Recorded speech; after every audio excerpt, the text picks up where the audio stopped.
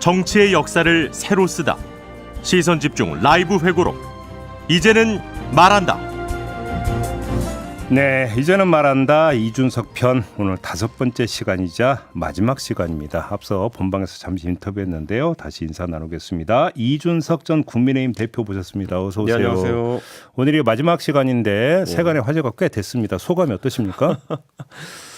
글쎄요. 뭐 이제 저는 원래 제가 옛날 얘기하는 거 별로 안 좋아하거든요. 네, 그런데 어쨌든 이 방송을 마지막으로 파란만장했던 2022년 네, 정리하고 갔으면 좋겠습니다. 네. 근데 제가 볼 때는 이준석 대표가 저희하고 이제 지금까지 4번에 걸쳐서 이제는 말한다 했지만 이제는 말한 것은 전체 분량의 한 3분의 1도 안 되는 것 같다. 그죠? 그렇죠. 사실 나중에 한번 속편을 해도 괜찮지 않을까라는 생각을 했어요. 제가 드린 많은 말에 대해 가지고 그 뒤에 다 일화들이 한 3-4개씩 붙어 있어요. 그러니까 사실. 네, 그런데 그 개인 간의 신뢰관계나 아니면은 또 어렵죠. 네, 일화라는 게 제가 뭐 녹음기 들고 다니는 거 아니지 않습니까? 상대는 부인할 테니까 말씀 안 드린 것도 많아요. 그러니까. 예. 알겠습니다. 아무튼 여러 가지 어떤 그 결은 좀 짚을 수 있는 그런 시간이었는데 오늘 좀 마지막으로 또 하나 좀 그 짚어야 되는 게 초선과 관련한 이야기입니다. 항상 이 시간의 시작을 우리 이준석 대표가 펴냈던 거부할 수 없는 미래라는 책의 한 구절로부터 시작을 하는데 이런 구절이 있었어요. 최근 정치권에서 국민의힘의 초선 의원들이 보여주는 양태는 매우 실망스러웠다. 당대표를 쫓아내기 위해서 그리고 전당대회에서 후보들을 속어법으로 제거하기 위해서 꺼내든 연판장이라는 방식은 그 자체로 폭력적이고 전근대적이었다. 이렇게 아주 혹평을 내렸는데 아니 왜 이렇게 초선하고 사이가 안 좋았던 거예요 도대체? 큰 틀에서부터 자, 처음에 이제 제가 이제 당대표 할 때 많은 분들이 저한테 너는 왜 그렇게 최고위원들이랑 잘 지내지 못하니? 그리고 무슨 초선 의원들하고도 잘 지내면 안 되니? 뭐 이런 얘기 했던 분들이 있어요. 해보세요. 네. 요즘 들어서 이제 최고위원 얘기는 안 하거든요, 저한테. 최고위원들이랑 잘 지내지 그랬니? 명단 똑같아요. 조수진, 김재원, 이렇게 다 똑같거든요. 해보세요. 자기가 할 수 있으면 그런 얘기 하세요. 그러면 네. 제가 이렇게 한번 과거에는 옛날 한나라당 시절로 거슬러 올라가면 수요 모임이라는 것도 있었고 미래연대라는 것도 있었고 이른바 소장파로 불리는 남원정도 있었고 근데 그때의 어떤 그 초선의 모습과 지금의 초선의 모습은 많이 다르다고 평가하시는 겁니까? 이렇게 말씀드릴게요. 제가 그 아까 초선의 개혁적인 성향을 띠는 사람이 지금까지 많았던 것이 역사적 전례인데 이 말을 했어요. 우리 당의 초선 의원들한테 항상 제가 그 얘기를 하면은 왜 이렇게 개혁적이지 않고 왜 큰 꿈을 꾸지 않느냐. 그래서 제가 쓴 책에 보면 이런 표현도 제가 썼어요. 노무현은 초선 때부터 노무현이었고 YS도 초선 때부터 YS였고 DJ도 초선 때부터 DJ였다. 노무현은 초선 때 명패를 집어 던졌고, 네, 그랬죠. 88년. YS는 초선 때 이승만 대통령에게 당신의 독재에 대해 지적했고, 김대중 대통령은 초선 때 동료 의원을 지키기 위해서 필리버스터를 했다. 어허. 그게 그 초선의 그 위대한 지도자가 된 분들의 초선 때의 모습이었다. 그러면 우리 당 의원들한테 제가 간단히 식사하면서 아니면 술 한잔 하면서 이제 여쭤보면요. 대표님 저는 아직 힘이 없어가지고 그렇게 못합니다. 그런데 재선 3선 되면 하겠습니다. 그랬거든요. 제가 그냥 그때 들을 때마다 노무현이나 YS나 DJ는 호랑이였기 때문에 새끼 호랑이였을 때와 나중에 성체 호랑이가 됐을 때 다른 것이고 아예 종자가 고양이다. 이거는 네. 그러니까 꿈 자체가 다른 것 같다. 네. 이게 그래서 고양이가 실제 재선이 되고 3선 되면은 이게 호랑이로 변질될 가능성은 없고 유전자가 다르니까 비만 고양이가 될 가능성이 좀 있다. 관련해서 그 책에 또 한 대목이 이게 나와요. 그러니까 이번 초선 같은 경우 특징적인 것은 영남과 비례, 강남 상금의 일부 우세 지역구를 제외하면 초선 당선자가 전혀 없다는 것이었다. 그렇죠. 바로 여기서 그러니까 이번 초선 DNA가 달랐다 이런 평가십니까? 원래 서울 지역에서 이제 초선으로 이제 좀 강북 지역이나 이런 당선되신 분들은요. 정말 다음에 재선되는 목표라는 것 자체가 정말 개혁적인 모습을 보이는 거에는 방법이 없어요. 말 그대로 이제 시베리아 벌판인 거죠. 그렇죠. 그런데 이제 보면은 이게 운명인 게 뭐냐면요. 부산도 보면은 이번에는 의원 안 됐지만은 김혜영 의원 같은 경우, 민주당이 이제 봤을 때 보수 진영이 봤을 때 상당히 개혁적이다라고 하는 그런 의원들 같은 경우에는 부산 격전지에서 정치하고 있는 거예요. 예. 반대로 지금 와가지고 여러분께서 순천에 뛰고 있는 하람이가 천하람 후보가 만약에 다소 개혁적이라고 생각한다면은 거긴 그렇게 하지 않으면은 안 되는 곳이에요. 그런데 지금 우리 당의 이제 의원 중에 초선 의원들이 대다수가 한 90% 이상이 영남이나 강남이거든요. 이분들은 이번에 태용 의원도 초선이에요. 물론이죠. 강남갑과 강남벽은요. 거기는 거의 60% 이상 당 지지율, 70% 가까운 지지율로 당선되는 곳이거든요. 보수 정당이. 거기서는요. 그럼 70% 정도 되는 사람들이 있다는 거는 보수가 그 중에 절반 정도는 태용 의원이 하는 말 들으면 박수 친다는 거예요. 그리고 그분들 중에 상당수는 또 보면은 유승민, 이준석 정도 되면은 빨갛다고 생각하는 사람들이에요. 진짜로? 그런 분도 있어요 보면은. 네. 그래요? 그렇기 때문에 저는 이제 그 지형에서 그렇게 된 거다. 저는 그래서 이게 그분들의 DNA도 좀 그런 게 있고요. 예, 큰 거 안 노리는 DNA. 그리고 당선된 지역 자체가 딱 가가지고. 예. 그러니까 출발부터가 온실이었기 때문에 시베리아 벌판으로 나갈 생각이 없다. 그렇죠. 젊은 사람들 만나서 그분들이 유세 왜 합니까? 어르신들한테 가가지고 하면 되는 거예요. 그리고 이 영남 고유의 문화 중에 선거 문화 중에 뭐가 있냐면요. 그 가면은 영남엔 선거 운동하면은 정말 미리 인사드려야 될 분이 많아요.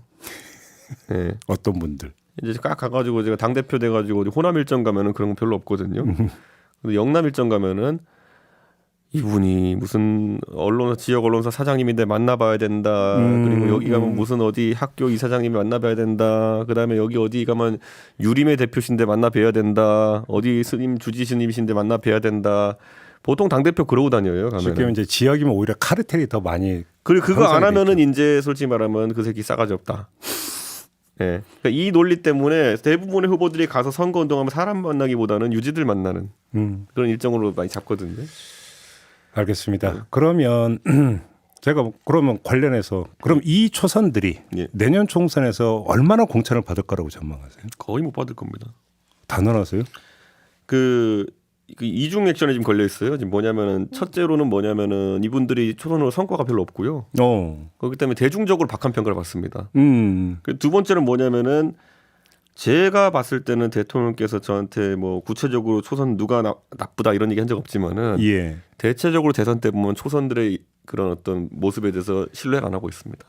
윤석열 대통령이? 예, 예. 아니 오히려 그 윤석열 대통령의 결정적인 고비 때마다 좀 이따 이제 그 여쭤볼 건데 네. 고비 때마다 초선들이 들고 일어나서 도와줬잖아요. 윤석열 대통령을 후보 시절부터. 그런 게 이제 웃긴 거죠. 그러니까. 그래요? 우리나라 태극기 보수들의 가장 모순점이 뭐냐면은 이스라엘 국기를 들고 다니는 거거든요. 아, 예, 예. 근데 그분들이 기독교 근본주의적 성향이 강한 분들인데 반대로 이스라엘은 기독교 탄압 국가입니다. 예. 아, 그렇죠. 유대교죠, 유대교. 그래서 이스라엘에 가보면 재밌는 게 뭐냐면은 학교에 수학을 가르칠 때 더하기가 이렇게 십자 표시가 아닙니다. 아, 그래요? 네, 더하기를 십자가 표시로 쓰면은 이제 기독교 상징이라 그래가지고 뭐 어떻게 펴요 그러면? 한글 오자 비슷하게 씁니다. 오. 한글 오자 비슷하게. 모음 오자 비슷하게 쓰거든요. 오, 그래요? 그러니까 이게 정작 이스라엘은 기독교를 진짜 탄압하는 국가 중에 하나인데 그런데 한국에서는 기독교도들이 이제 이스라엘 국기를 들고 시위한다는 거 뭐 이런 거 비슷한 것처럼 정작 윤석열 대통령 초선 그렇게 안 좋아하는 것 같은데 초선들은 그 연판장 쓰면서 이렇게 달려들고 이런 거. 그러니까. 예, 그건 어쩌면은 그건 본인들도 알고 있을지도 몰라요 그렇게. 자, 그러면 이제 그 있었던 일 얘기로 좀 넘어가 봅시다. 그러니까 참 그 우리가 지난 4편 쭉 진행되는 동안에 여러 가지 이야기가 있었지만 이제 몇 번의 이제 그 고비점 네. 이런 게 있었잖아요. 네. 이때 이제 초선이 등장을 하는데 초선들이 그때 이준석 대표를 만나려다가 취소된 경우가 있었잖아요. 그런 것도 있었나요? 뭐 워낙 많아가지고. 그랬다 그때 김기현 대표, 지금의 김기현 대표가 네. 어떤 뭐 중간에서 이제 역할을 했고 이게 좀 이게 지금 만날 계제냐 뭐 이렇게 해가지고 취소가 되고 이런 적도 있지 않았었습니까? 그런 거죠. 그러니까 이렇게 말씀드릴게요. 그러니까 12월 20 며칠 날 그때 조수진 의원이 난리치고 나가지고였던가요? 그때 왜 내가 당신 명을 왜 받느냐 뭐 이거 예. 이 얘기 그때 그런 거 한 이후에 이제 갈등이 좀 있었잖아요. 그러고 나서 이제 한 번은 초선 의원 모임 하신다는 분들이 저한테 와가지고 막 이런저런 싫은 소리 하길래 그렇게 자신 있으시면은 제가 하는 게 이렇게 마음에 안 드시면은 초선 의원 다 나와가지고 저랑 같이 토론 한번 해보시겠습니까? 카메라도 들고 오고 하자. 맞아요 토론 뭐 그걸 제지한 거예요. 그러니까 왜 그게 왜 불발된 거예요? 카메라 들고 와서 뭐 초선은 1대 40 붙은다고 제가 지겠습니까 가가지고. 예? 그러니까 왜냐하면 제가 하는 일이 명분이 있는 일인데 제가 말싸움을 잘한다는 게 아니라 제가 하자는 게 젊은 사람들의 생각을 받아들이고 그리고 이게 완전 꼴보수 같이 하지 말자 이런 거였는데 제 노선이랑 붙어 그러면은 토론하면은 40명이 아니라 100명이 붙어도 그럼 어떻게 이기겠습니까? 그러니까 김기현 대표가 야 이준석이를 좀 더 몰아넣어야 되는데 이렇게 하면 완전 이준석이가 여론의 지지 받을 수 있다. 그래서 그걸 막아 세운 거죠. 중재가 아니라. 그러면 그때 그게 김기현 현 대표의 단독 판단이었습니까? 뭐였습니까? 절대 이준석의 카메라가 단독 찬스가 뜨는 거를 주면 안 된다는 그런 어떤 윤핵관들의 압박이었겠죠. 또 뒤에 또 윤핵관입니까? 김기현 대표는 그때 사실 저랑 호흡이 잘 맞았었어요. 그때 김기현 대표랑 추경호 그 당시 원내수석 대표가 갑자기 획 돌았었거든요. 어느 순간에? 네, 어느 순간에 그때 갑자기 그래서 저 사람들이 왜 저러지? 매력이 없이 저럴 정도의 사람들인가? 라는 생각했었고 그 다음에 이제 많은 사람들이 기억하시는 예결위장에 가서 제가 의총 앞에 놓고 그 40분인가요? 몇 분 동안 떠들었던 거. 그러다가 이제 이제 윤석열 후보가 등장한 그 장면 말씀하시는 거죠. 근데 그날도 이제 보면은 뭐가 있냐면은 그날도 아침부터 이제 저를 협박한답시고 김경원 대표랑 이제 추경호 내부 대표가 와가지고 한 번은 제 방에 들어와가지고 지금 이러시면은 당신 뭐 탄핵할 수밖에 없다. 예? 네. 탄핵 얘기가 나왔어요? 네. 그래서 그렇게 하고 그다음에 나중에 가가지고는 그 의총장 가가지고는 그 김정재 의원이나 이런 사람들 우가우가 하면서 이제 막 하면은 그거 듣고 와가지고 또 이제 봐라 의원들 분위기 심상치 않다 그래가지고 제가 그냥 뭐 어쩌라고요 이랬어요 제가 그때. 그래서 그때 제가 얘기했던 게 뭐냐면 그러면 내가 가서 그러면 의총장에서 다 카메라 다 열고 들어오라 그러고 비공개 의총 절대 안 간다. 당신들이 뭐라고 나한테 훈계하는 쪽으로 하면서 어쩌고저쩌고 끝내려고 하지 마라. 내가 잘못한 게 나한테 훈계하는 쪽으로 끝내려고 그러지? 이래가지고 나 절대 비공개 의총은 안 들어가. 그러니까 당신들이 진짜 나한테 한 소리 듣고 싶으면은 카메라 다 끌고 모든 방송사 다 끌고 들어가가지고 공개 의총을 하자. 그래가지고 그날 오전부터 오후까지 한 5시 6시까지인가요? 나는 공개 의총하면 들어갈게. 나는 거기 들어가서 어정쩡한 내가 인정하지도 않는 수준 낮은 사람들한테 훈계 쪽으로 듣고 싶지 않다. 네, 저 기억나요. 예. 그래서 한 6-7시간 그 신랑이 하다가 그냥 제가 가가지고 그 저거 한 거예요. 근데 탄핵 얘기를 꺼낸 게 그때 김기현 그때 원내대표였었어요? 추경호 원내대표. 추경호 의원일 거예요 그때 원내수석? 뭐 둘 중에 하나였던 것 같은데 그때 탄핵의 이유를 뭐를 댄 거예요? 뭐 당 대표가 무슨 뭐 대선을 지려고 한다니 뭐 이런 것부터 해서 그래서 근데 그럼 택도 없는 소리고 그러니까 그날 제가 너무 웃긴 기억들이 많았던 게 뭐냐면요 딱 수준이 보이거든요. 그러니까 지금 이 연판장 사태가 뒤에 이제 나오잖아요. 맨날 이제 하려는 게 그런 거예요. 그러니까 문 닫아놓고 이렇게 막 이제 자기들끼리 말 안 되는 소리 하겠죠. 그 다음에 당 대표를 우리가 굴복시켰다 이런 거 하려고 했던 거예요. 절대 비공개 요청 같은 거 안 들어간다. 근데 그 수작을 모를 줄 아냐. 그래서 아니 그럼 당이 망하든지 당신들이 알아서 하고 그게 싫으면은 공개 요청으로 해가지고 카메라 들고 와서 하자. 내가 틀린 말 한지 보자. 그래가지고 그때 그래가지고 이제 분통을 터뜨리다 못해 이제 의원들이 어쩔 수 없다.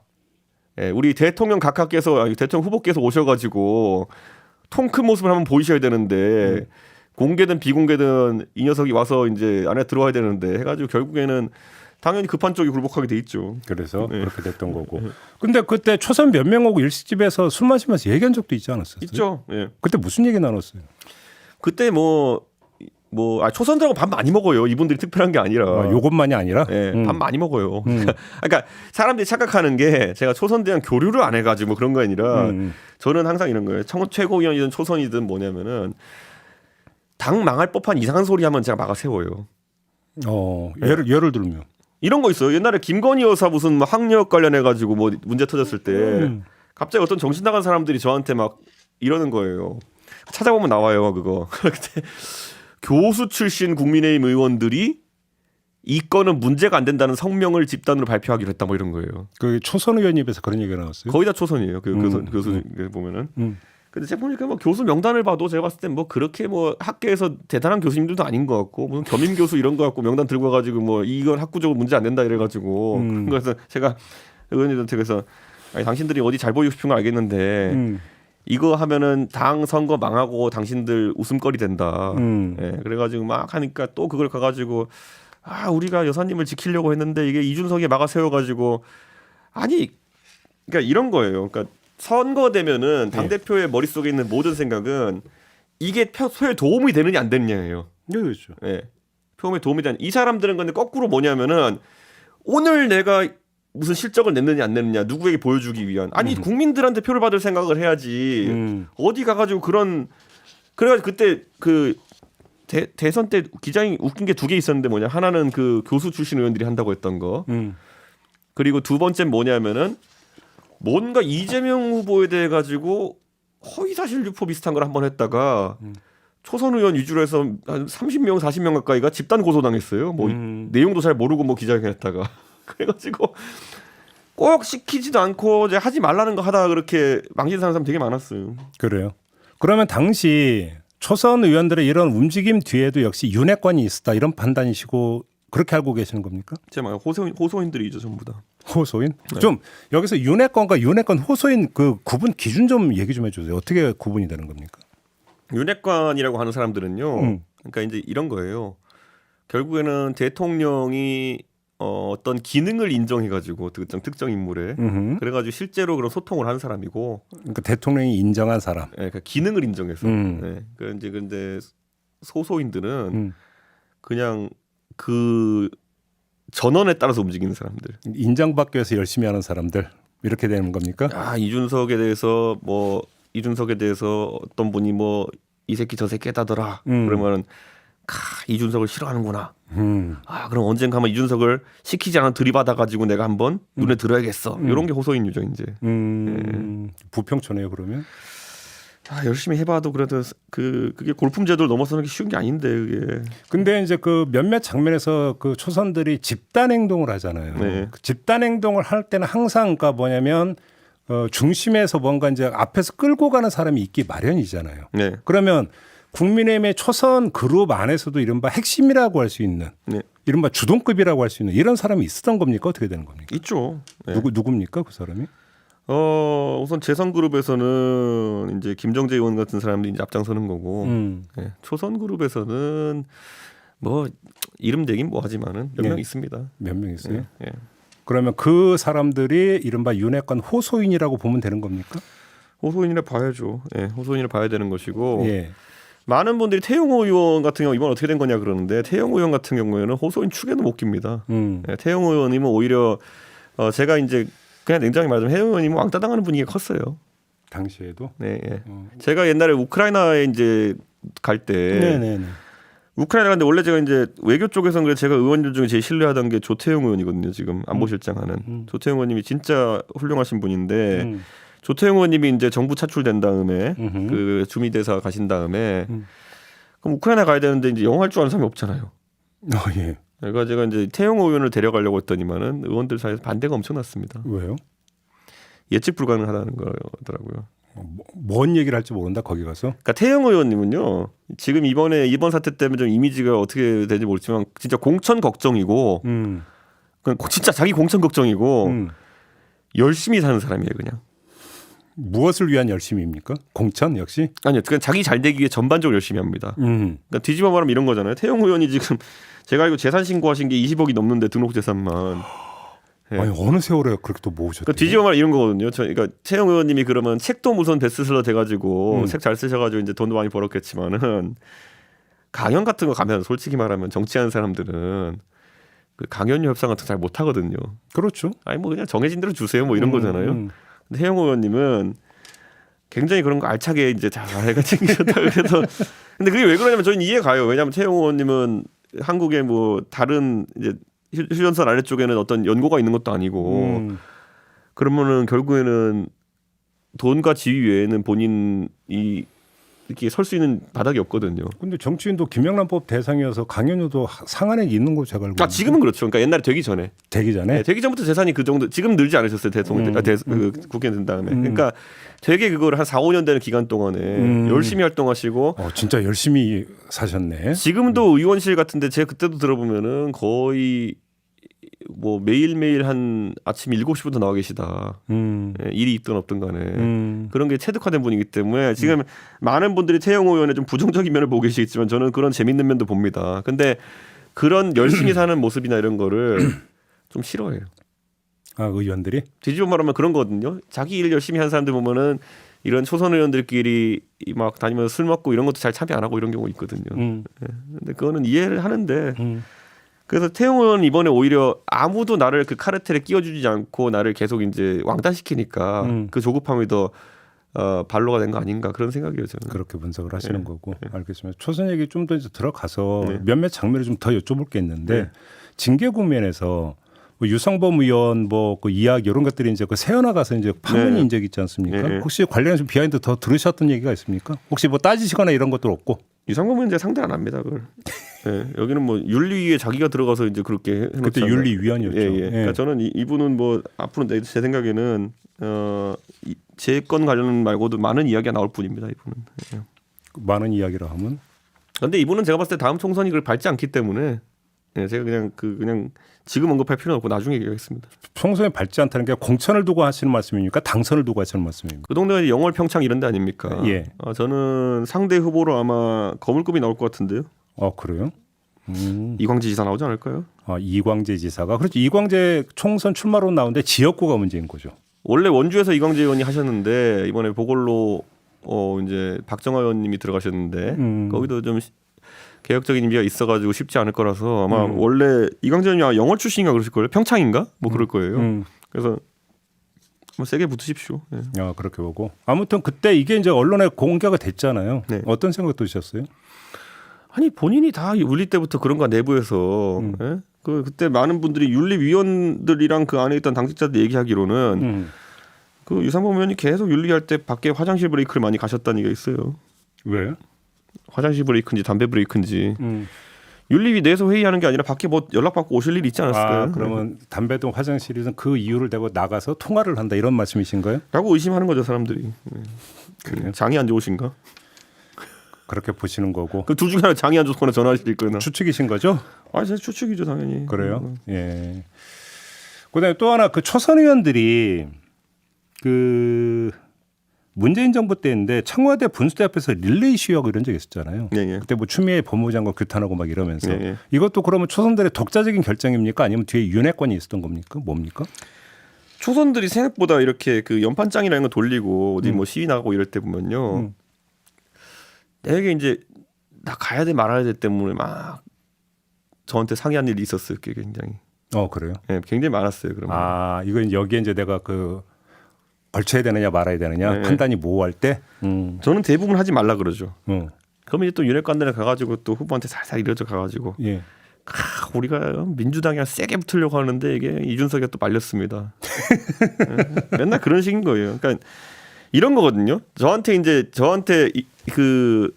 항상 이제 그 완전 오른쪽에 강경한 보수 하는 아저씨들이 이제 저한테 얘기하는 게 이준석이는 왜 민주당이랑 안 싸우냐 그러는데 거꾸로 이게 참 관점에서 보면 민주당을 지지하시는 분 입장에서 보면은 지방선거 때도 그렇고 뭐 김포항 이런 것도 그렇고 민주당 제일 아프게 때린 게 이준석이거든요. 그래서 저한테 열받아 하는 분 되게 많아요. 근데 보수 입장에서는 왜 매일매일 우가우가 하지 않느냐 이런 거예요. 왜 오늘은 이재명을 안 때리냐 이런 거예요. 제가 바보입니까? 그게 유효타를 날려야 되는 거지.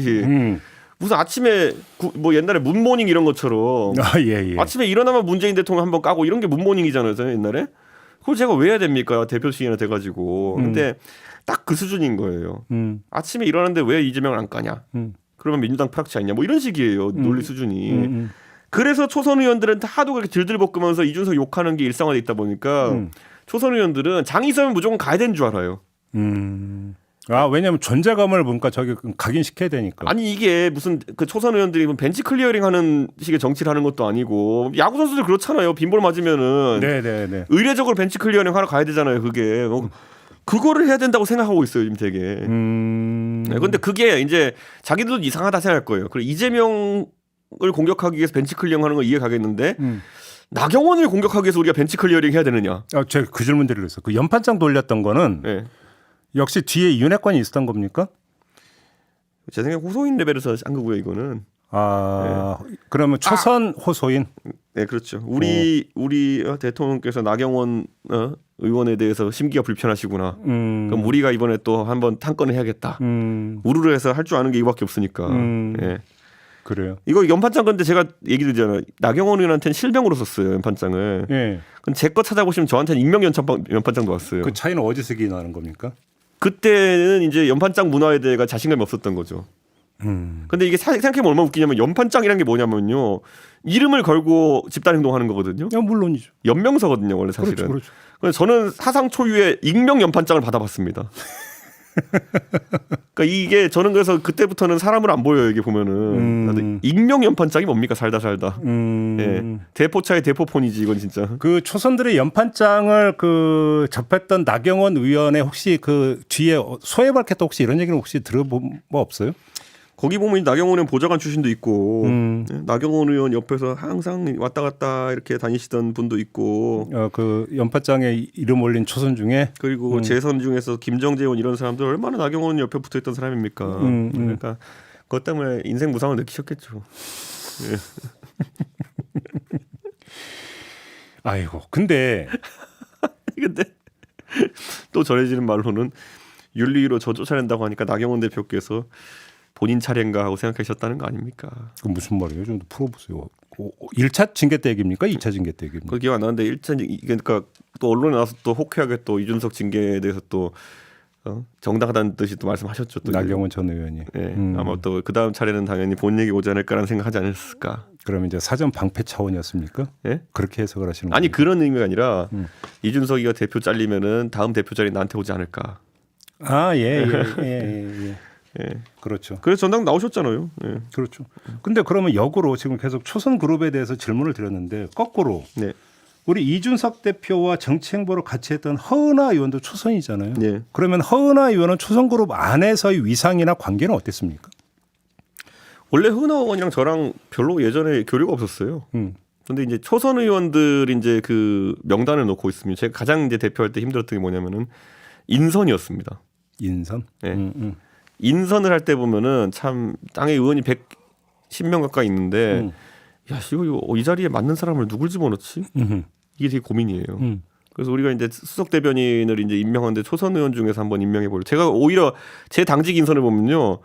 초선 굉장히 우대 많이 했습니다. 당직 인선을 보면은. 근데 초선을 하다 보면은 대선을 치르고 그때 제가 원래 황부승 의원이 먼저 첫 번째 이제 대변인 했었는데 그래서 대변인 2명 하는데 그냥 남성 하나 여성 하나 이렇게 돼 있는데 여성 비례의원 중에서 제가 봤을 때는 완전 오른쪽이 아닌 사람이 별로 없습니다. 아 그래요? 이분들이 지금 다른 활약하시는 분들의 빛을 가리워서 안 보이는 거지.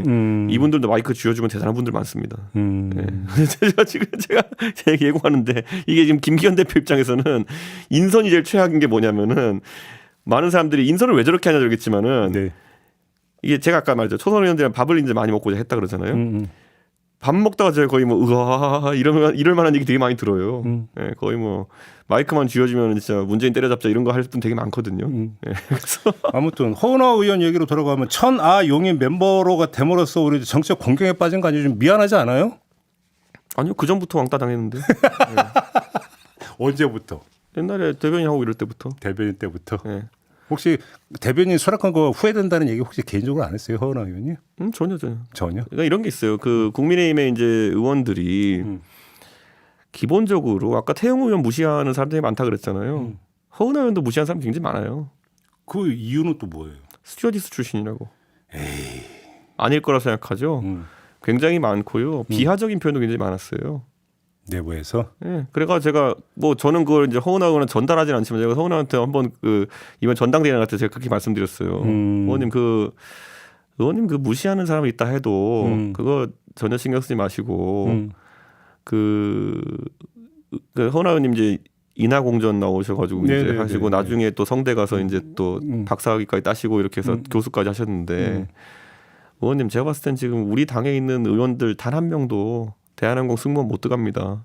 저런 정신 상태와 저런 그런 거는 그러니까 의원님이 훨씬 그 분야에서는 전문가시고 그 분야에서는 최고 학교 나오셨고 저는 전혀 밀리지 마십시오. 뭐 되게 많이 위축돼 있었어요 예전에. 아 그래요? 그런데 이제 저는 오히려 허은하 의원 이번에 되게 자신감 얻었다 생각해요. 총선 전망은 어떻게 보세요? 그분의 총선 전망.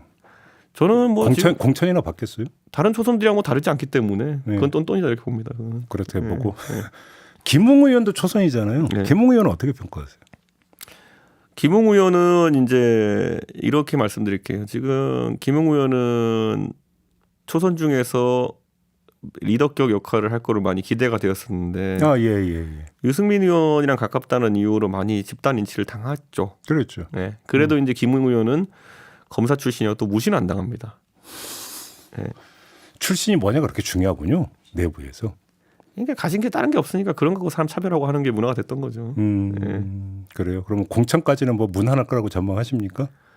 저는 이제 김웅 의원이 지금 사실 대중적으로 상당히 오해를 살 수 있는 부분이 있다 그러면 고발 사주 관련해 가지고 그렇죠. 그것 때문에 좀 오해를 살고 있는데 지금 뭐 그거는 개인에 대한 거는 깔끔하게 끝났고 네. 그리고 김웅 의원이 그때 사실 뭐 말하는 과정에 있어 가지고 형사 사건에 대처하다 보니까 다소 모호하게 말한 지점 이런 것 때문에 대중적으로 좀 오해가 있는 것 같은데 오히려 저는 그런 거에 대해 가지고 김웅 의원을 신뢰하는 사람도 많이 늘어났다 이렇게 봅니다. 그렇게 보시는 거고.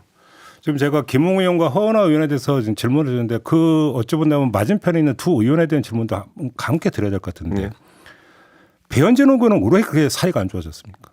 제가 안 했잖아요. 여기 MBC 건물에 다 아는데 왜 저한테 물어보냐고. 모르니까 여쭤보는 거잖아요. 여기 가서 아무나 붙잡고 물어보세요. 여기서. 전 몰라요. 전 몰라. 아니 가서 아무나 붙들고 배현진 의원에 대해 어떻게 생각하는지 물어보세요. 그리고 MBC 아니 우리 대표님하고 관계가 틀어진 이유를 묻는데 MBC 사람들이 어떻게 알아요 그거를. 제가 말씀드리잖아요. 그러니까 뭐냐면 배현진 의원이랑 저랑 뭐 10년 가까이 교류를 해왔는데 12년 가까이 교류를 했는데 나도 몰라요 왜 저러는지. 어느 순간 돌변했다는 말씀이십니까? 이런 거잖아요. 그러니까 뭐냐면 저는 배현진 의원이 약간 무오류주의에 빠져 있다 봐요. 그건 또 무슨 말씀이세요? 본인에 대해 가지고 어떤 비판 여론이나 아니면 게 나오는 거를 못 감내하는 그런 거. 원래 방송사 앵커도 관리 많이 하잖아요 보면은. 예? 가서 방송 시간이 아닐 때도 가가지고 흐트러진 모습 보이면 안 된다 이런 거. 예. 라디오 진행자를 그런 시키지 않아요? 전혀. 예? 밤에 술 먹지 마라 이런 거. 전혀. 그런 거. 네. 제 기억에 배현진 의원은 그때도 그 젊었을 때 앵커 할 때도 보면은.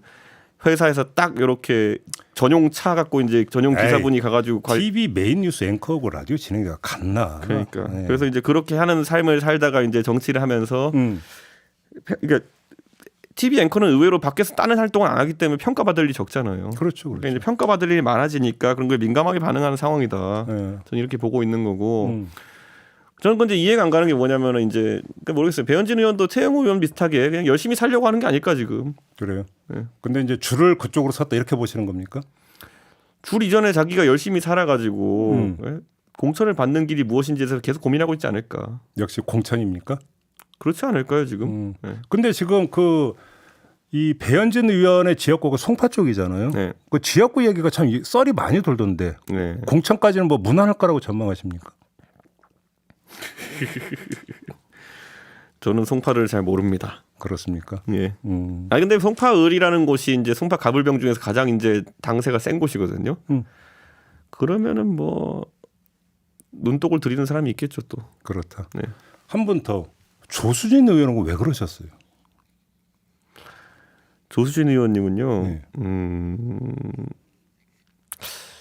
예전에는 저한테 나중에 대통령이 되셔야 되는 분이라고 한 적도 있고요. 언제? 예전에 그러니까 그게 앞에 제 생각에 추임새 비슷한 것 같은데 매번 뭐 말씀하실 때 대통령이 되셔야 될 분이 이러시면 안 됩니다. 뭐 이런 그런 뜻으로 그렇게 하셨던 적이 있는 것 같고 또 언제 뭐냐면은 또 그 조수진 최고위원이 그때 처음으로 이제 최고위 자리에 쓰시던 말 항상 이런 거예요. 제가 수석 최고위원으로서 말씀드리는데 들으셔야 됩니다. 뭐 이런 거. 그러니까 되게 그런 그 욕심이 세신 분이에요. 그런데 아무래도 이제 그런 게 있는 것 같아요. 그 언론사 출신의 의원님들이 보통은 자기가 정치를 다른 초선에 난 다르다 생각하는 경향성이 있어요. 나는 좀 정치 좀 안다 이렇게 생각해요. 정치인들과 오래 교류를 하고 있기 때문에. 그래서 여기서 보면 뭐냐면 우리 당의 초선 비례 여자 의원들 여초비라고 보통 하거든요. 여성 초선 비례 의원님들이 그 다음 임기에 지역구에 성공적으로 안착하는 비율이 거의 4년에 1명 정도 나오거든요. 예. 지난 정선에는 이미자 의원님이 이제 비례해서 상주로 이제 간 거 케이스 하는데 그것도 참 드문 케이스예요. 그런데 조수진 의원은 그래서 남들보다 빨랐던 게 뭐냐면 여성 초선 비례 여초비 중에 가장 먼저 손들고 양천 가배 가겠다 그랬어요. 예. 근데 사실 그때 다른 초선 비례 의원들은 깜짝 놀랐거든요. 예. 본인은 그렇게 해야 자기 지위가 안착된다고 생각했겠죠. 근데 문제는 뭐냐면 그 다음부터 얼마나 거기 집착하냐면은 그 나중에 자료 사진 한번 찾아보시면 웃긴데 대선인가 지선인가 이렇게 선거 운동을 하시는데 그 코팅지에다가 이렇게 해가지고 양천갑 당협위원장 조수진 최고위원 이렇게 쓰고 갑자기 목걸이 하고 다니시는 거예요. 선거운동을 하시는데 근데 대전 가서 무슨 대전 선거운동 하는데 그걸 달고 가시는 거예요. 그리고 뭐 그래가지고 저게 뭐지? 그 목걸이도 별로 예쁘게 만든 것 같지도 않은데 그래가지고 그러니까 되게 그걸 집착하는구나. 그래요. 그래서 뭐 그분은 오히려 자기가 뭘 하는지 알고 목적이 명확하신 것 같은데 너무 서두르시다가 좀 당황하신 것 같고. 예. 아무튼 계속 이제 이야기를 하다 보니까 이제 공천 문제로 계속 가는데 지금 초선 가운데 공천에서 공천상 받을 사람이 그렇게 많지는 않을 거라고 아까 전망하셨어요. 그게 그러게요. 그러니까 그게 이제 윤석열 대통령의 초선을 바라보는 시선이 그렇게 꼭 곱지만은 않다 이런 말씀도 하셨던 거고. 그렇죠. 예. 그래요. 예. 근데 지금 초선들은 사실은 윤석열 대통령 발악이라고 그러니까 비유적 표현을 해도 될 정도로 그간 행보를 보여왔는데도 그렇다는 겁니까 윤석열 대통령은? 대통령은 한 명도 기억이 안 남을 걸요 지금. 그게 가장 큰 비극이죠. 아 오히려 예. 그게 예. 하나만 더 요번 그 초선들에서 특징적으로 나타나는 현상이 최고위원이나 이런 도전 지도부에 대한 도전이 상당히 활발한 것 같아요. 요번 초선의 경우가 특히나 더 왜 그렇다고 보십니까? 그러니까 이런 거죠. 그러니까 정치한 데 있어가지고 이번에 사실 태용 의원이 최고위원 된 거나 아니면 조수진 의원 이런 사람들이 최고위원 됐던 거, 배현진 의원 예전에 했던 거 이런 거는 그냥 얼굴 팔린 순서대로 가는 겁니다. 결국 지명도였습니까? 그렇죠. 근데 이제 우리가 다선 의원이라 한 분들 보통 영남에 또 포진돼 있으니까 그렇죠. 그분들은 인지도가 쌓일 수가 없거든요. 삼선에도 인지도가 쌓일 수가 없거든요. 왜냐하면 활동을 뭐 우리 당 다선 의원들 특징이 영남 의원 특징이 뭐냐면은 라디오 나오려도 안 나오잖아요. 네. 잘하시네. 네? 네. 그래놓고 나중에 왜 방송 지형이 편향되어 있냐 이런 거 하잖아요 이제. 네? 예, 좀 더 말씀하셔도 돼. 네. 그러니까 이준석이 왜 이렇게 방송 자주 나오느냐를 궁금해하시는 분들은 다른 사람들은 불러도 안 나가서 그래요. 그러니까 우리 애국 보수 여러분 그거 타령하실 게 아니라 우리 이준석 대표는 참 방송에 최적화된 인물이야. 제가. 예. 예. 그러니까 인정. 예. 제가 그때 그거 보고 얼마나 웃겼냐면은 예전에 보면은 오히려 저는 약간 편향성이 있다 생각하는 건 뭐냐면 저는 박성중 의원 이런 분 방송에 초대하는 방송 보면은 막 예전에 이제 박성중 대 박용진 이런 토론하는 것도 있었어요. 이거는 우리 당에 도움이 되는 섭외인가 아닌가를 제가 약간 헷갈릴 때가 있었거든요. 그래요. 박용진 의원 말 잘하거든요. 잘하죠. 근데 박성중 의원 나가시면 무슨 제가 이거 지역 비하가 아니라요. 사투리가 세시잖아요. 억양이 좀 세시죠. 억양이 세시잖아요. 남해 분이신데 경남 남해 분이신데, 그러니까 이미지가 대비되는 게 약간 보이잖아요. 그게. 그래서 저는 이거 오히려 이런 게 편향이죠. 제가 봤을 땐 그게 제가 봤을 때는 반동 웃자고 하는 얘기인데, 그러니까 농담으로 알아듣겠습니다. 완전 농담이고, 그러니까 네. 보통은 이제 섭외할 때 보면은 젊은 사람 대 젊은 사람 붙이려고 하잖아요. 그렇죠. 그런데 그러면은 우리 당에 그럼 젊은 사람 중에 그러면은 젊은 의원 중에 예를 들어서 아까 말했던 뭐 배현진 의원 방송 나와요? 안 나오잖아요. 안 나오죠. 섭외 안 했겠어요? 나 했는데 안 나오잖아요, 100%. 예. 그러면 어쩔 수 없이 그럼 연령대가 높은 다른 분이 나오게 되는 거고 그러다 보니까 오히려 편향으로 인식되는 섭외가 이제 나올 수 있는 그런 경향성이 있기 때문에 저는 오히려 젊은 분들이 많이 나와야 되고 그래서 박성중 의원한테는 굉장히 또 그 PD나 작가들이 고마워하는 측면도 있더라고요. 나와줘서. 어쨌든 나와주시니까. 그러니까 근데 다른 분들은 나와달라고 해도 안 나오니까. 초선 얘기를 했으니까 이 질문도 드려야 텐데 근데 우리 이준석 대표는 언제 초선되시는 겁니까? 글쎄요. 국민들이 선택해 주실 때. 역시 또 노원병입니까? 우선 전 노원병을 기본으로 생각하고 있고 예. 그리고 저는 상대가 뭔 방해하면은 능동적으로 대처하겠다. 그래요? 예. 근데 공천장은 못 받으실 것 같은데? 그러면 그거에 대한 능동적으로 대처하겠다. 무소속 출마? 아니 뭐 그거 특정하지 않고 무엇이든 능동적으로 대처하겠다. 능동적인 뭔가 본인이 선택지라고 하는 게 뭐 무소속 출마면 뭐가 있어요? 많아요. 또 뭐가 있는데? 많아요. 그래요? 네. 그건 지금 청기누살입니까? 청기 누설 이런 거도 아니고 그 SLBM 같은 겁니다. SLBM이 이제 딱 이게 잠수함 탄도 미사일이잖아. 그러니까 SLBM이 무서운 게 뭐냐면은 보통 미사일은 북쪽에서 날아온다 생각하잖아요. 그렇죠. 근데 이게 SLBM은 쓱 가가지고 갑자기 거제도 앞바다에 쑥 나와가지고 거기서 뒤에 쏠 수도 있어요. 지금 그 말씀은 제가 딱 감이 왔는데 네. 국힘 입장에서 정말로 그러니까 전략적 어떤 그 포스트를 점한 어떤 후보를 냈는데 거기에 출마할 수 있다는 뜻으로 들리는데 헛다리 짚으셨어요. 아닌가요? 그러니까 어쨌든 그러니까 그런데 이제 이런 게 왜 그러냐면 사드는 항상 이제 미사일을 보면 우리가 김천에도 있고 이렇게 하지만은 한쪽을 방향으로 레이더를 쏠 수밖에 없어요. 사드는. 그렇죠. 예. 근데 예를 들어 그거는 북쪽에서 날라오는 미사일만 막는데 갑자기 이게 뒤에 가서 거제도 앞바다에서 잠수함이 솟아 올라가지고 SLBM 쏘면은 사드 레이더는 뒤에는 못 봐요. 뭐 그런 거 비슷하게. 예. 알겠습니다. 예. 뭐 더 얘기 안 해줄 테니까. 자, 이제 그 총 5회에 걸쳤던 이제는 말한다 이준석 편을 좀 마무리해야 되는데 네. 이게 이제 그 상당히 인기가 많았고 많은 네. 분들이 봤어요. 네. 이때 이제 댓글에 많이 올라왔던 그 의견 겸 질문이 하나 있는데 네. 이걸 맨 마지막 질문으로 드려야 될 것 같은데 우리 이준석 대표가 그 5회 동안에 윤석열 정부 내지 윤석열 대통령에 대해서 상당히 어떤 비판적인 입장을 많이 취해 네. 주셨는데 네. 근데 돌아보면 결국은 이준석 대표가 윤석열 정부 창출에 가장 기여한 사람 아니냐. 응? 그러면 책임의식을 느껴야 되는 거 아니냐. 이런 댓글도 많이 있었거든요. 어떤 말씀 주시겠습니까? 그거야 당연히 이거 대선 팀전이고 우리 얘기하잖아요. 지금 아무리 윤석열 정부가 뭐 마음에 안 드는 분이라 하더라도 예를 들어 뭐 한국과 일본이 외교를 하면 한국이 잘 되길 바라시는 분들이 99.9% 아니겠습니까? 당연하죠. 그런 것처럼 저는 팀전에서는 어쩔 수 없는 것이고 뭐 대선 후보를 제가 선출했습니까? 당원들이 선출한 후보인데 저는 당 대표로서 직을 수행할 수밖에 없는 상황이고 저는 윤석열 후보가 당선될 만했으니까 당선됐을 거다 이렇게 보고 제가 기여한 부분도 있겠지만은 책임 의식이라고 하는 것은 그 창출 자체에 있는 것보다도 저는 책임감을 가지고 잘못하는 게 있으면 좀 비판하겠습니다. 그건. 그게 오히려 이제 책임 의식을 구현한 행동이다 이렇게 보시는 거예요. 아니 뒤집어 말하면은 예전에 그 이낙연 이재명 경선 붙었을 때 예? 이낙연 지지하셨던 분들 상당수 이재명 뽑았잖아요. 이건 저한테 왜 그러세요? 그러면 하나만 더 추가 질문을 드리면 이제 그 다음 주면은 네. 그 취임이 일주일이 되거든요. 예. 만약에 그 윤석열 대통령한테 꼭 조언 내지 진언을 하고 싶은 게 있다면 어떤 걸까요?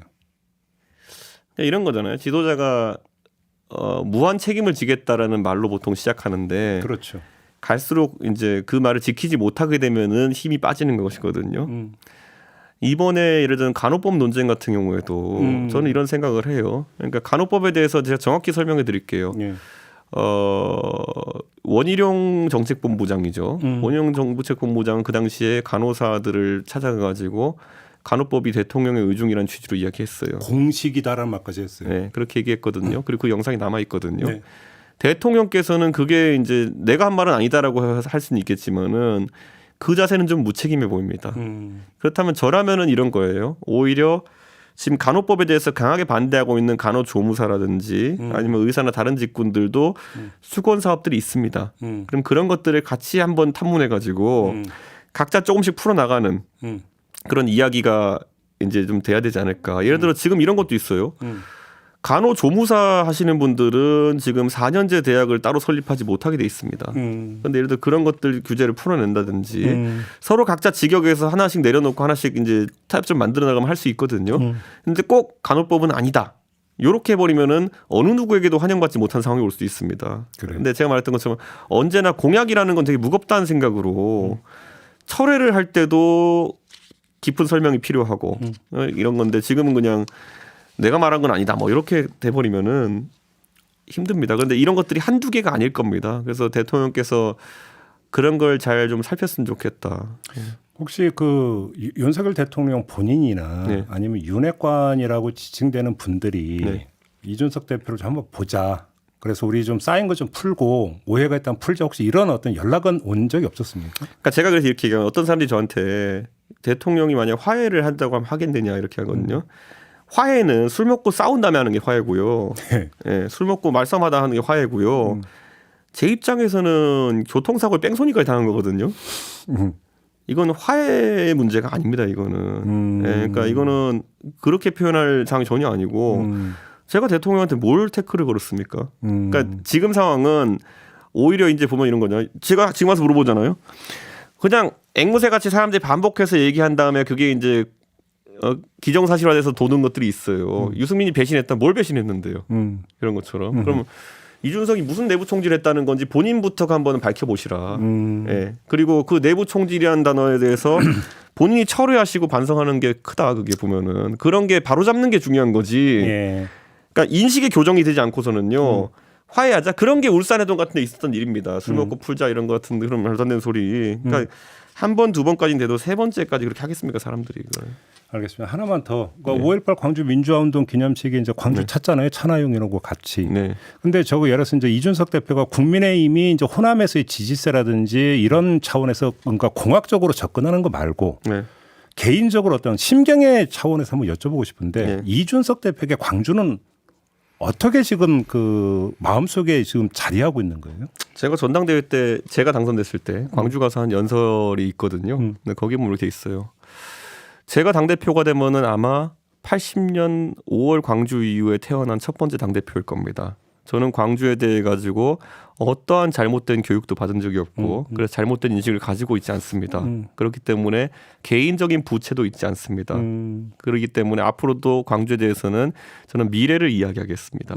그래서 이제 대선 때도 그렇고 가서 그 저희가 광주 쇼핑몰 공약이라는 것이 처음으로 나오게 된 것이 보수 정당은 지금까지 광주에 가면은 5월 광주에 대해 가지고 본인들이 잘못했다 이런 거 정도 하는 정도가 최대치였어요. 그래서 저희는 미래를 얘기하겠다 그랬던 것이고 지금도 제가 순천 가서 이제 중학생들 가르치겠다는 게 뭐냐면은 적어도 나중에 누군가가 저한테 전라도에 네가 무슨 기회 했니 그러면은 지금 제가 가르치고 있는 중학생들 중학교 2학생들 수학 점수를 올렸습니다라도 얘기하고 싶습니다. 이게 가벼워 보이지만은 네. 사실 그 아이들이 나중에 커가지고 순천에서 정말 호남 발전을 위해 가지고 각자의 노력할 수 있는 상황이 되면은 그럼 제가 행복한 거죠. 씨를 뿌린 거니까. 혹시 그 아까 SLBM 얘기인데 광주에 출마할 생각은 없어요? 닫아두지 않겠습니다라고 하면 또 이제 억측이 이제 많이 나올 텐데 예, 광주는 너무 자기적이죠. 제가 가서 이렇게 출마하게 되면 그렇게 하기에는 예. 알겠습니다. 사실 이제 이준석 대표를 보시고 이제는 말한다 이제 그 5편까지 진행되는 데 있어서 어떤 모티브라고 할까요? 어떻게 이제 거부할 수 없는 미래라는 책인데 네. 거부라고 하는 표현 속에는 사실 그러니까 일종의 소명 의식이 담겼다 이제 저는 그렇게 읽었거든요. 네. 본인이 생각하고 있는 내가 정치를 해야 되는 이유 내지 정치를 해서 꼭 구현하고 싶은 게 있을 거 아닙니까? 그 뭐예요, 그게? 저는 제가 그 얘기 하거든요. 그냥 저 보수 진보 이런 거 전해요. 저희가 조국 장관 사태 때 잠깐 마음이 안 좋았고 이랬던 거는 저는 제가 노원구 상계동에서 진짜 그냥 화이트 칼라 셀러리맨 아들로 이제 살아오면서 그냥 어릴 때 공부 열심히 하면은 잘 될 수 있어라는 그 아주 간단한 사회 신조 하나 믿고 제 지금의 성과들을 이뤄낸 것인데 요즘 저보다 젊은 그러니까 중학생이나 이런 친구들한테 그 비슷한 얘기하면요 안 믿어요. 아, 예. 저는 그 사다리가 깨지는 게 너무 마음이 아파가지고 제가 그래서 옛날에 실력주의니 뭐 이런 얘기 할 때 보면 많은 사람들이 그게 오히려 기회를 닫는 게 아니야 하겠지만은 차라리 실력주의가 오히려 나은 거지 지금처럼 부모 찬스니 뭐냐 이런 변수가 참 많은 것들 이런 게 오히려 더 젊은 세대는 절망일 수 있는 거거든요. 그래서 저는 그런 걸 좀 지향하고 이제 올라왔던 것이고 그 사다리가 끊기지 않았으면 좋겠다는 생각에 정치하는 거고 그 안에서 보수의 가치를 통해서 구현할 수 있는 게 있다 그러면 공정한 경쟁 이런 것들 추구하는 것이지 이게 사라지면 서글플 것 같아요. 그러니까. 미국 가보시면요. 미국 사회는 어느 정도 단절됐어요. 그래. 중학생이 되면은 공부를 더 할지 안 할지 포기할지 결정하는 경우가 많거든요. 그렇죠. 그게 아무리 미국이 강대국이 된다 해도 그게 우리가 지향해야 될 그런 사회상은 아니거든요. 우리나라에서는 중학교 때 공부 포기한다 그러면은 진짜 부모님도 당황하고 아이들도 그렇게 하진 않거든요 아직까지. 근데 우리는 항상 그 꿈을 살리는 그런 나라가 됐으면 좋겠어요. 그 말씀하시니까 갑자기 또 이거 관련해서 어떤 특정 인물이 또 머릿속에 떠올라서 질문하고 싶은 막 그러니까 이게 욕망이 드는데 마무리를 해야 되니까 그건 포기하겠습니다. 네, 누군지 알죠? 네, 그냥 포기하고. 자, 5회에 걸친 이제는 말한다는 이렇게 좀 대단원의 막을 내리도록 하겠습니다. 어떻게 즐거운 시간이었습니까 그동안? 즐겁습니다. 네, 그래서 뭐 이제는 사실 지난주부터 저희가 그 경남 MBC에서 또 제가 방송을 고정으로 합니다. 그래요? 네. 잠깐만 SLBM 혹시 경남 아니야? 네? 경남 아니야? 순천 KBS에서 사는데요.